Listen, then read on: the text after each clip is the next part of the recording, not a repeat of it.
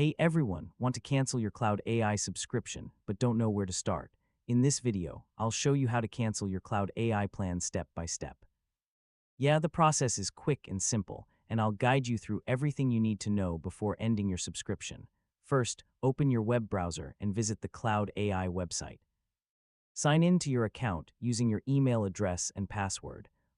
Make sure you're logged into the account that has the active subscription.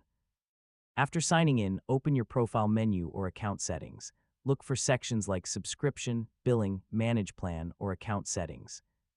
This is where you can view and control your current Cloud AI subscription. Next, find the option to manage your subscription and select Cancel Plan or Cancel Subscription. Cloud AI may show you some information about your current plan or offer alternatives before you continue. This step is usually designed to confirm that you want to cancel. Continue through the cancellation steps and confirm your decision when prompted. Some platforms may ask you to select a reason for canceling or complete an additional confirmation step before finishing. Once the cancellation is complete, check your account page to make sure your subscription status has been updated.